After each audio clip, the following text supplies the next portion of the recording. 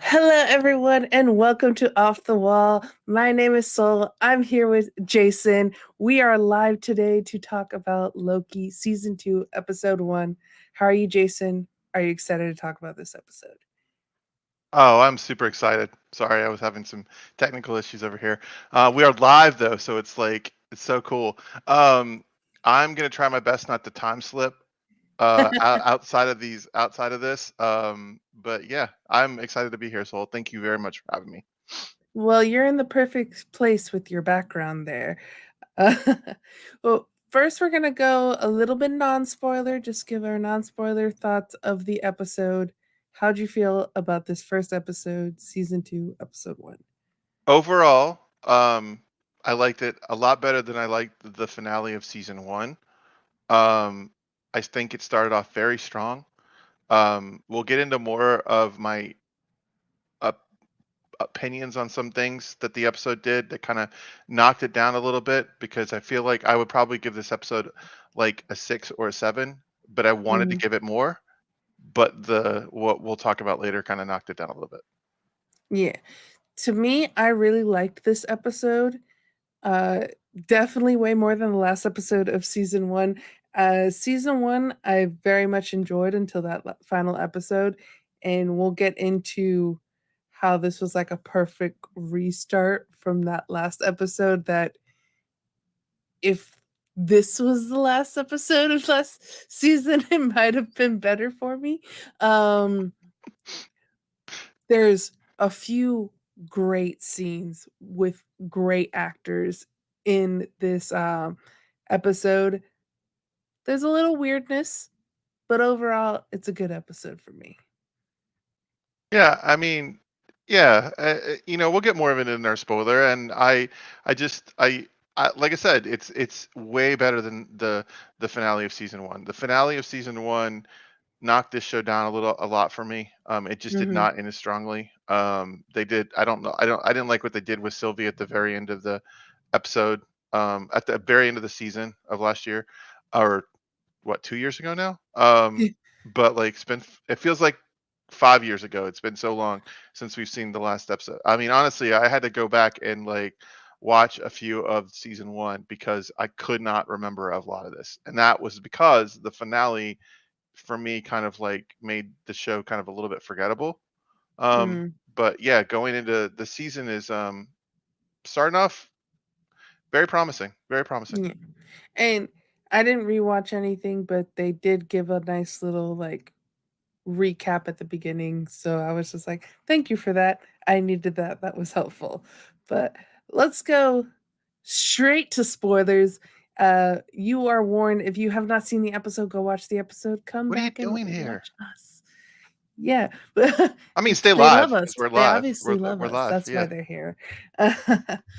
But we're going into spoiler territory. We're gonna go a little bit kind of scene by scene here.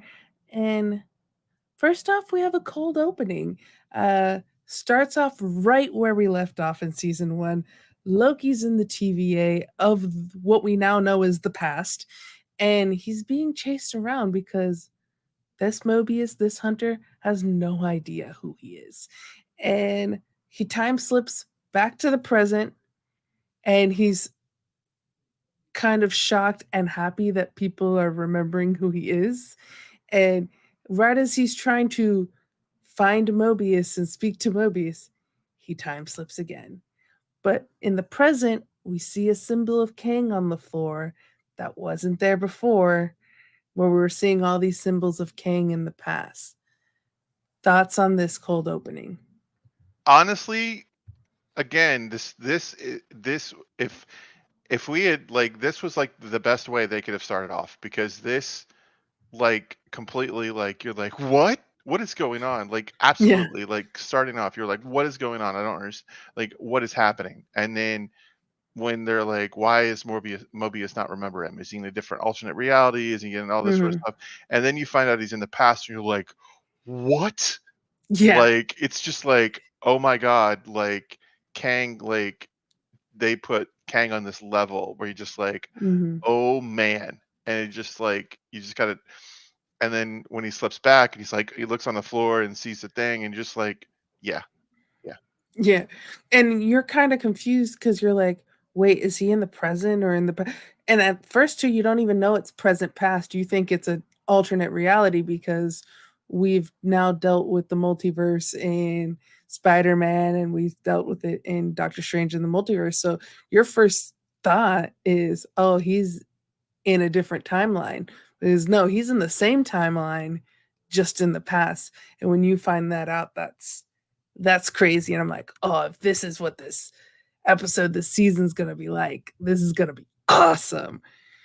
We go, into that since Renslayer's missing, there's new judges council, and they consist of General Dux, Judge Gamble, and that guy sleeping, they never give us his name, he's not important.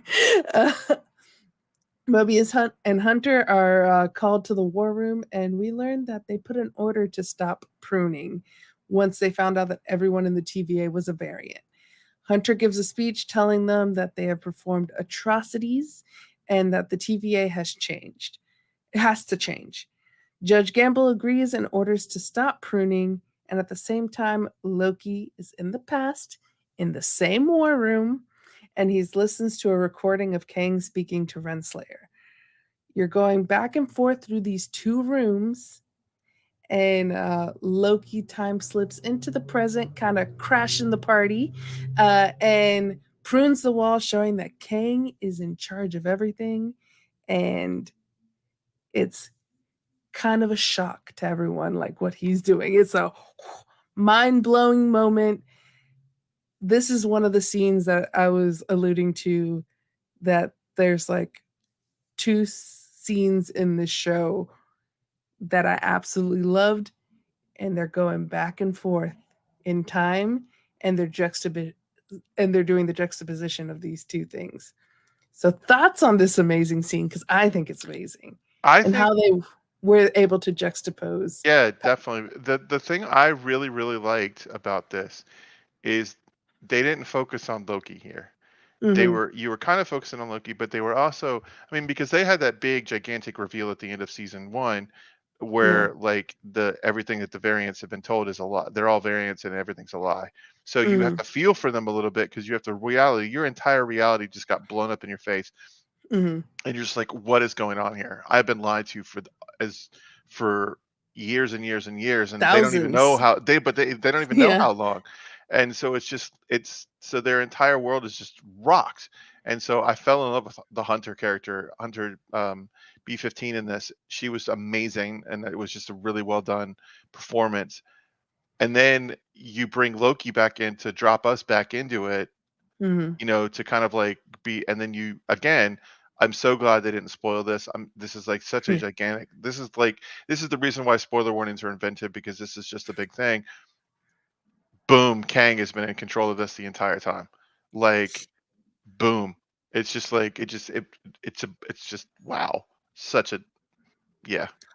And where in the trailers you got the like time slipping spoiler, but I'm really glad that they didn't put, because they very easily could have put the reveal of Kang, because we kind of already know or have alluded to Kang being in charge of everything and being in charge of the TVA, but this is very much of no, everything that you're seeing in the TVA in the present is an illusion. Your life is an illusion, and the walls are an illusion. Everything's an illusion. Kang is in charge. Um, and the fact to the acting that you have in this scene, uh, the acting of Hunter as she's delivering her lines, um, Judge Gamble, her there, the kind of like coldness of General Docs, so good. And Loki, like that screaming, because like Loki's always been very composed and throughout the MCU, even going from a villain to an anti-hero, he's that more composed character Game of Thrones. where he's yelling, "That's who built this place. That's who stole your lives. That's who's coming back." And it's like, wow. General, yeah, you mentioned General Docs, Game of Thrones lady. If for Game of Thrones fans, she's um what's her name? What the lady? She's Lord Aaron's Yeah. wife, Balin's lover. Balin. Spoiler alert for Game of Thrones. You know, Balin's uh, you know lover. It's she was super creepy in that. She's doing creep factor here because you're just like she's awesome, but she's like super creepy, and you're like, what is she up to and doing all this, and you're just like, it's so well done. And then the judge, because the judge, it's the judge, and just yeah, the acting here was just spot on. And then the reveal with him just taking the prune stick and knocking it into the wall to reveal Kang, and just like, boom. And a quick little thing here. It says I'm connected, but not that I'm not connected. I don't know what's going. I Ah, got you. I see the problem. Ah, I was like, yeah. why is it dying? um, but I'll go in quick to the next scene that we have. We have Mobius and Loki in the hall, and the way that Mobius is looking at Loki as Loki's like trying to speak to him is that you are a crazy man. Um, and Loki tells him that his memories were wiped, which he has this great line later in the episode. He goes, "I have no memory of having my memories wiped." um, and that he's traveled to the past in the TVA. And Mobius is like, that doesn't exist because time doesn't exist in the TVA. But as we said, the TVA is an illusion. Um, and Mobius wants to contact Miss Minutes, but Loki says not to because he doesn't trust her. So, Jason, do you trust Miss Minutes? Oh God, no. Like honestly, like she was the one in the entire first season. You're like, there's something off with her. There's something super, super like off. Uh-oh. We lose Soul? Let's keep talking. Hoping that she's gonna come back here in a minute. Uh Lost her video.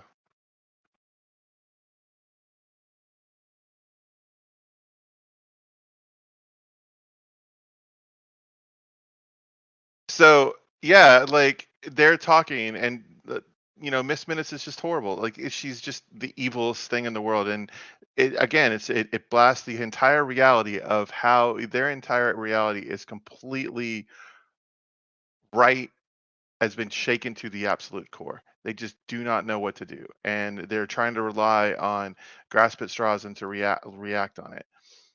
But it's just they're standing they have this really great scene where they're talking and then they're moving, and Owen Wilson completely comes and starts going like, "Hey, I know how to fix this." And then because he's like, and he starts slipping in front of him, and he's like, and this is again one of my highlights of this series is Owen Wilson's and Tom Hiddleston's chemistry, because Yeah. especially their comedic chemistry, because one of my favorite scenes is in the elevator. They're in the elevator and he time slips, and they pan over to the right, and there's some random girl who's just standing there going like, what did I just see? It's just like, oh my god, it's so good. It's that is yeah, it's so good. It's so good. I apologize for my computer there, but I'm sure you did a wonderful job keeping on going. Uh, What to you? What did you think of Miss Minutes? Like, so I didn't trust Miss Minutes last season, and well, we were told earlier later too with the in the episode that she was in charge of what is it, the temporal loom, and that Obi never went to the temporal loom because she took care of everything. And I'm like, Miss Minutes, I don't trust you. but we have Obi, and he's my favorite. Oh, I mean, it's how Kiwa Kwan. right, and I feel like is it me or did they make a, you know, Everything Everywhere All at Once reference? Does he make it feels like he made an Everything Everywhere All at Once reference with the black hole and spaghetti line? Yes.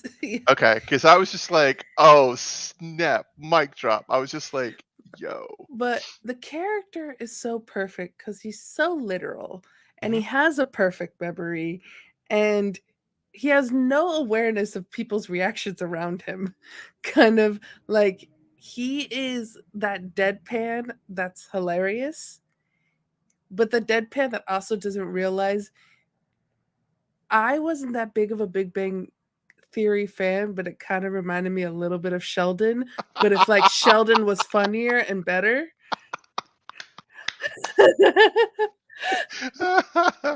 Oh my god, the internet just broke. You just broke the internet. This is gonna be clipped out, and people are gonna be like, "Soul hates the internet. Soul hates Sheldon." I mean, I was never a big fan of that show. People love that show. I don't. It's just like Friends. I don't care for Friends. Bro, whoa! Oh my god. But while they're Oh going to OB yeah. for help, you have Loki time slipping, and since Obi has that perfect memory, like at first he's like doesn't know what to do, but since Loki's time slipped into the past, he now has the answers because he remembers. And Oh I thought that's my second favorite scene. Those are the two highlight scenes is them in the war room and them with Obi going back and forth between the past and the present, juxtaposing and really making the scenes like play so well that whether you're in the past or the present, the scenes fit together. Like it doesn't matter what time period you're in. It literally could be like what the TVA is supposed to be outside of time because the scenes work so well together. yeah, exactly. And the great thing, and I have to give props to Marvel right now, or whoever did the editing for the clips and the Mhm. trailers, because they cut this scene of just enough. So Mhm. they left enough of a clip, so you see Ke Huy Quan's amazingness in the role, but they cut it enough so it doesn't it doesn't ruin it or it Yeah. doesn't spoil anything about the scene. Because again, it's just a perfect like little snip that they showed where he's like he ball busts Owen Wilson for like Owen Wilson going like, "Yeah, I remember you," but he actually doesn't have a Yeah. clue, and Ke Huy Quan knows Hasn't everything. been there before. Yeah, exactly. And it's just like, and it's just like, but they snipped it right there, and they didn't go where like Mhm. Loki starts time slipping back and forth. And this is one is my favorite. One of my is like honestly like my highlight is this whole. There's enough where they're kind of like he's talking to Ke Huy Quan's character back in the past, and then and then Owen Wilson's getting caught up at the same time, and it's just Yeah. merging. So it's like it's so well done. It's such a great, so great.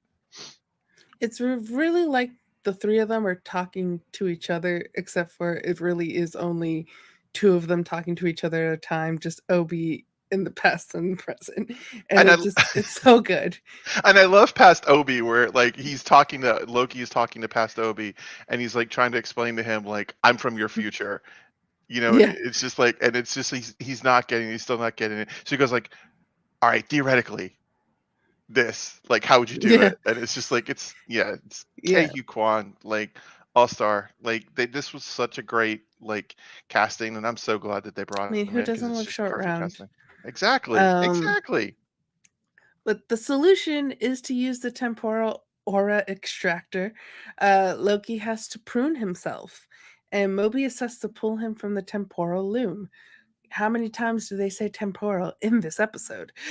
Oh dude, if you were doing a drinking game or saying like temporal, you're drunk like really quickly. When something is pruned, you're released from time, and the extractor should pull Loki back into the present time. We don't know yet. We do know because we saw the episode, but in this time where we don't know if it works yet. Mobius and Loki argue about what's worse, getting your skin ripped off or being anatomically ripped apart and lost to time. And I'm loving the relationship that Mobius and Loki have, where it's growing off from season one, but you're seeing just the subtleness between the two of them. You talked about it in the elevator. There's even two we and you talked about Obi remembering Mobius and Mobius not remembering, and Loki's kind of making fun of him and like giving him like the subtle looks like, "Oh, really?" Like, and so that is something where you know there's a good relationship there, but it's subtle. It's not in your face. It's not like, "Hey, look at us. We're great pals." Like, so your thoughts on the relationship of Mobius and Loki? Oh, it's grown so much since the very first episode of season one. And I give again props because, and like you said earlier, this episode beautifully resets from the yo-yo nonsense of season one, because like it brings them back together. You're putting them on a level playing field. Like like Mobius trusts him, like trusts him 100%, and like has his back. And now you're adding, K Hugh Kwang into this, where there's a part of me that there's something up with him. Like, how does he remember? How is he the only one that has a memory? Like, why does he have a memory? I think because people forgot that he's there. Ooh, that's good. That's good. That's He's really good. down in the basement, Yeah. and people probably don't even know that that section exists. So when you're left alone and people are just sending you stuff, and people are probably sending stuff without knowing where it's actually going. So he probably has almost as much knowledge of the TVA as Kang does. Yeah, and it's just, yeah, yeah. It's just, mm.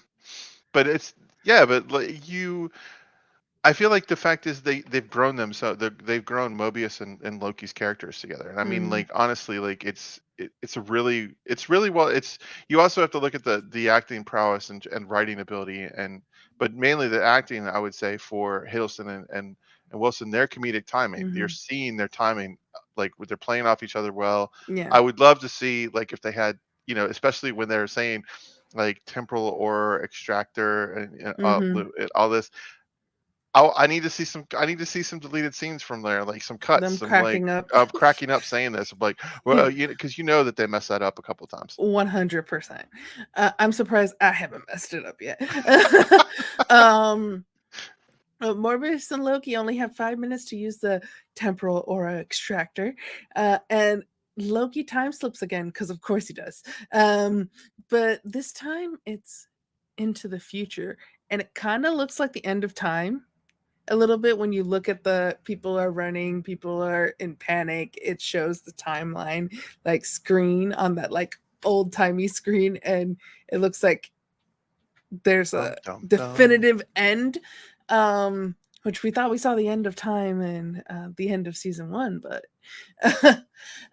in in the present, they're they run out of time, and Obi has to close the doors, which would lead both Mobius and Loki to the fates that they were arguing about, which was worse.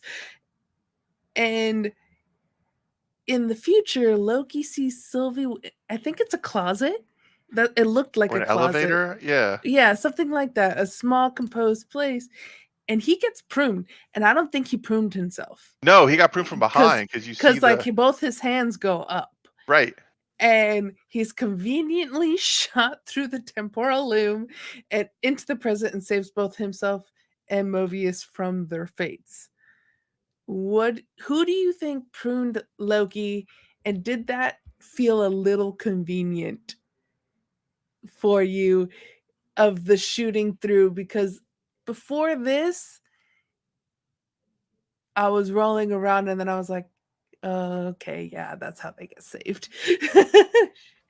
I honestly I kept on thinking, does Marvel have the balls to kill Owen Wilson? Like, would they kill Owen Wilson? And then you have the, like, Loki and Sylvie are trying to get back to the TVA.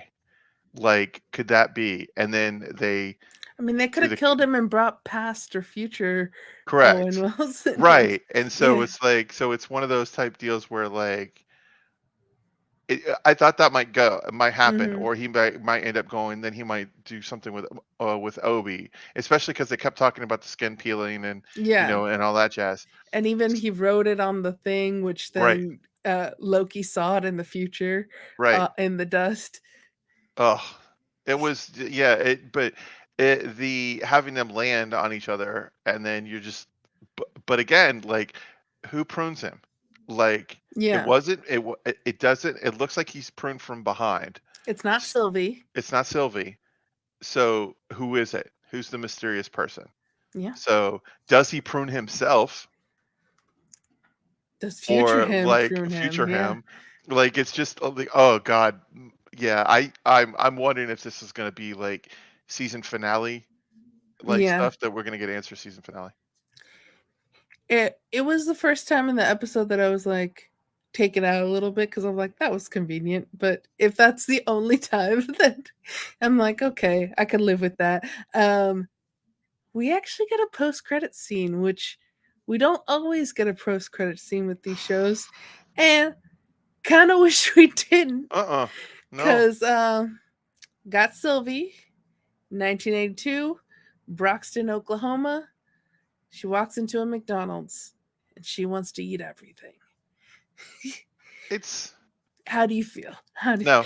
you I don't like it. This is where it knocks this scene completely tanks the episode for me. And and I'm just saying because the fact is you had this really great suspense. You have General Dox is going full bore for some reason. She's got Mhm. all the hunters carrying these duffel bags full of what look to be bombs and stuff like that. Apparently going after Sylvie. Going after Sylvie. And so you've got Hunter and I don't remember who the other hunter was that she was talking to, but then you've got Owen Wilson and Loki talking about like they need Mobius. They're talking like we need to go find Sylvie. Mhm. And so you have this great suspense, boom, episode closed. Cliffhanger. Cliffhanger thing, it's good, it's awesome. And then you cut to this scene which is complete 180 emotional shift and you're just I think they were going for laughs, and it was just it didn't work. Yeah. It wasn't funny, and exactly, you're left on a cliffhanger. Can't wait for season for not season 2, for episode 2, and because like you said, there's that suspense. They're going after, Sylvie with the full artillery of the TVA.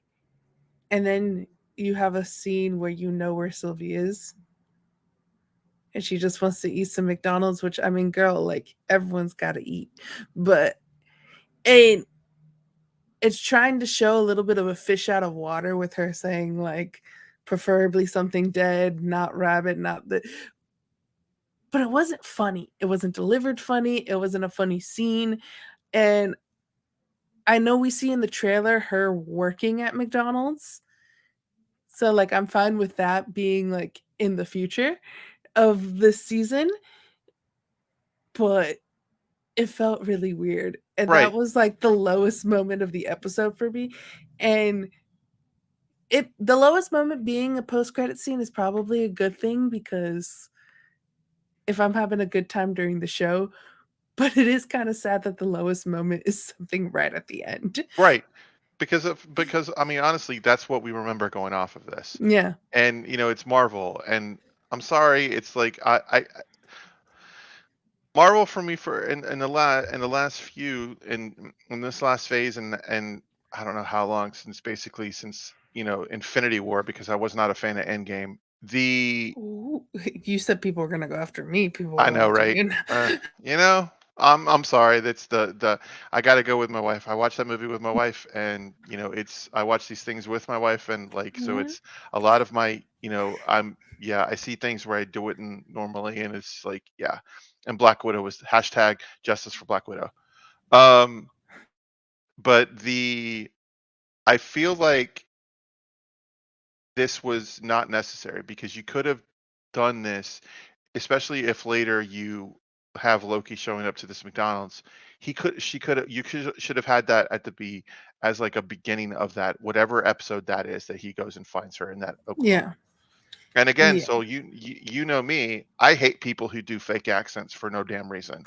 And his Oklahoma hick accent irritated the hell out of me. Like, it bothered me. It was like, "Dude, just talk normal." Like, I'm sorry, like, 1982 Oklahoma is not a hick. I'm sorry, just it's like, it's You irritating, don't it's want some annoying. McNuggets? Right, you don't need to say that. It's like, you don't need to say that because it's like, you've already set it up, it's 1982. You've already set it up, it's somewhere in Oklahoma. You've already set this nonsense up, and I'm Yeah. Southern, and it annoys me when these people. Yeah. And I'm Southern adjacent, Oh, so it bothered me. It really, really bothered me, and yeah. it's just like it's like the entire scene just, like, took me out completely, and Yeah. it's just like, And it yeah. wasn't even a good Southern accent No. too, because, like, there's people that are not that don't have a Southern accent that can put on a really good one. I think that I put on a really good one, but I'm not gonna but I've spent some time in the South. Uh, but the biggest complaint that I've had and a lot of other people have had with the Marvel as of late, uh, the phase 4 and 5 is a great start, but a terrible end to the show. Great start, but a terrible end. How do you do that in a actual episode where it's a great start and a great end to the episode too, and a terrible It's like the like post-credit scene to post Guardians of the credits? Galaxy. It's the post-credit scene of Guardians of the Galaxy 3, where the fact is it's like this annoying thing where all it is, Star-Lord and his grandpa eating cereal. Like, what I the kind of hell like is that one. that? I It was liked it a just little because it was normal. But it was it's like it's one of those type deals where you're just like you don't have the subtle humor of like Captain Mm, America coming in at the end of like Spider-Man Homecoming and talking yeah. about like, expectations. And That it's one, at like, least to me, was unoffensive, though, right, right. where, like and it made sense, and not that this post-credit scene is not gonna make sense in the grand scheme of thing after we see the full season, but it's the issue of pacing. If you're gonna pace the show well, which the first episode was paced really, really well, Mhm. you can't kill that with a post-credit Right. scene. It's almost like you're racing in a car. I feel like this car was going so well that, you're flying on a country road going like 80 miles an hour, and all of a sudden you hit that like you like get a stoplight out of nowhere, and you're like, "Oof, whoop," and it just completely jerks you to a stop. Yeah. That's the part where like you're just like, what? Like, come on, like, it was just. And again, I got to go back to other people who are like they don't know what to do with Sylvie. Like, and Mm. I wonder if this is the same thing, is they just don't know what to do with her character. Yeah. And it's one of those things that you have great characters in Loki, in Hunter, in Mobius, in Obi, in Judge Gamble, and General Dox. So across the board, they're able to have these great characters and great acting moments by both male and female actors. And for whatever reason, the main female of the show, they can't figure her out.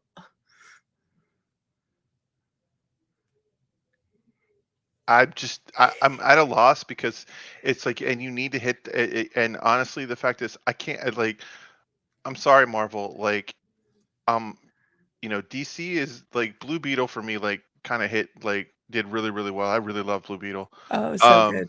Go was check mine and Bogz's review of it It was if you so haven't. good. It was so good. Um, but like, and you have like, so DC's beginning to like get momentum, and who knows what's going to happen with this gun universe. But like, but so Marvel's been stumbling for a while, and and we have like, here we are like, well, a little over a month away until the release of Marvels, which, if what happens if that's a failure?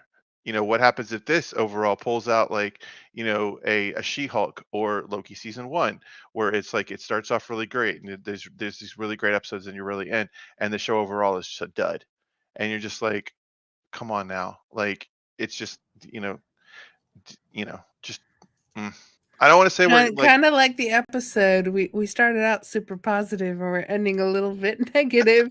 So I'm gonna throw to you any final thoughts, any other negatives you had, any other positives you had for the show. Speak your I piece. I need more KQ Kwong. I need Yes. like a group of Hunter, KQ Kwong, Mobius, and Loki. I need those four like almost so much in these episodes in season two. Like I need, the way General Docs is trying to figure out what's going on. I need that. Like I understand what they're doing, but if you're gonna like, come in and spend like minutes with Sylvie, and then you just kind of let her go off. And if you don't know what to do with her, just let her character be done. Be on Like the side. be on the side and not to know what to do. You need to like we can't have one of these like I can't have this whole thing where like all of a sudden she's a phenomenal character. We get to the final episode and then you're like, what? Yeah. So it's just like it's just it's yeah. It's like come on. Yeah. But I am looking forward to the episode. I'm looking forward to the season. I'm looking forward to episode 2, and I'm really looking forward. I want to see where this goes. I'm the word is cautiously There optimistic. we go. That's a good way. Um and if you go and see Boggs and I's trailer reaction to Loki, he hated the first season, so he's not watching it. That's why he's not here. And I was like, I liked it until the end. And since Marvel's been doing that to me lately, it's kind of hard to get excited for a show. I mean, straight up, I love Star Wars and I love Rebels, and I have not watched a single episode of Ahsoka yet because I was like, I'm waiting until the last episode to hear if it's good or not, and then I'll watch the whole show in its entirety. So Go watch it, Soul. Go watch it, Soul. I hear it's good, so now I can watch it. Did you watch But Rebel Soul? of course, Yeah. See, yeah, you're gonna love it. yeah. Yeah. So that's my fear now with these Marvel shows and Star Wars shows is I have a fear of the final episode. So I'm cautiously optimistic. There was a lot of good, so much good in this episode. And it makes me excited for this season. I'm ready for it. Bless you. Excuse me. And I just yes, more Kihwa Kwan, more Obi, More Obi. because he's perfect and Yeah. I love it. Every episode. I need Obi in every single episode. Yeah, me too. Well, I've been Soul. That's Jason. We're on Off the Wall. Remember to like and subscribe. After this video is no longer live, comment down below. Let us know your thoughts of this first episode. Did you like it like Jason and I? How'd you feel about that end credit scene? Did you like it? Did you hate it like us? And who do you think pruned Loki? That's the question. Put your answers down in the comments below, and we'll see you next time.